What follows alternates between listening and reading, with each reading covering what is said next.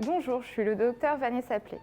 On va vous présenter aujourd'hui une vidéo sur la prise en charge d'une intubation chez un patient suspecté ou porteur d'un Covid.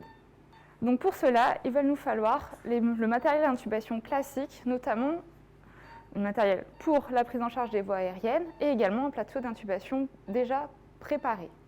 Pour la prise en charge d'un patient Covid+, ou suspecté Covid, il faut être 2 à la tête, avec une protection individuelle complète, notamment un masque FFP2. Une troisième personne peut également être présente en salle, mais dans ce cas-là, elle sera pour faire une checklist et également pour injecter les drogues de l'anesthésie.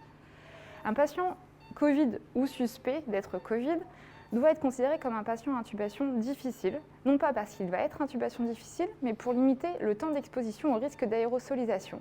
C'est pour ceci qu'on utilisera un vidéolaryngoscope et une induction en séquence rapide pour limiter au maximum le temps à risque d'aérosolisation.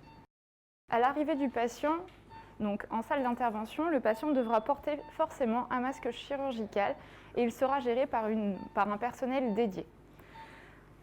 Pour la préoxygénation, nous allons donc retirer le masque chirurgical du patient, les lunettes à oxygène s'il en a, et nous allons devoir appliquer le masque facial au visage du patient en précisant bien au patient qu'il allait avoir une impression d'oppression puisque le but c'est de limiter au maximum les fuites au niveau du visage du patient.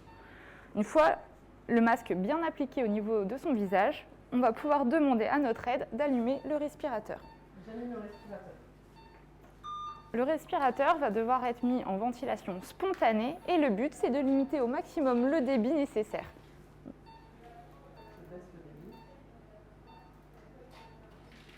Très bien. Donc nous allons laisser le patient se préoxygéner au maximum pendant la durée nécessaire à avoir les critères de préoxygénation optimale. Une fois la préoxygénation réalisée, nous allons demander à notre troisième aide de faire l'induction en séquence rapide et d'injecter donc les drogues de l'anesthésie. Une fois l'induction anesthésique réalisée, le patient perd conscience, perd sa spontanée. Nous allons donc pouvoir réaliser le geste d'intubation. Arrêt du respirateur. Arrêt du respirateur. Ceci permet d'éviter le risque d'aérosolisation et on va donc pouvoir procéder à la réalisation de l'intubation. La réalisation de l'intubation grâce à un vidéolaryngoscope permet d'être éloigné du visage du patient et donc de limiter le risque d'aérosolisation également lors de ce geste. Retrait du mandrin. Retrait du mandrin.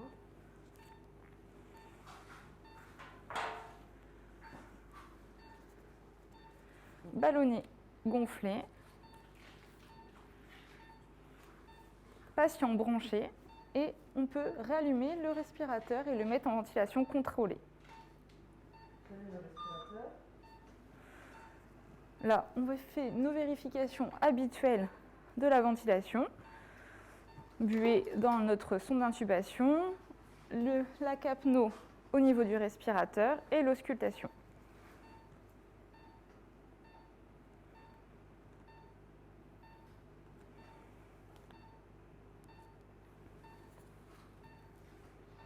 Parfait.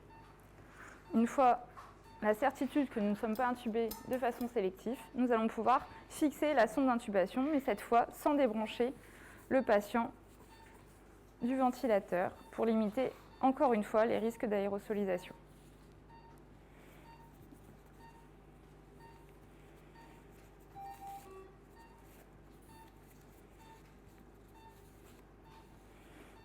Voilà, notre patient est intubé.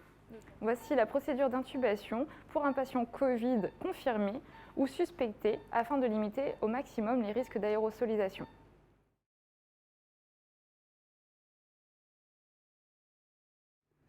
Nous vous remercions pour votre attention et nous espérons vous revoir très bientôt pour un prochain tutoriel.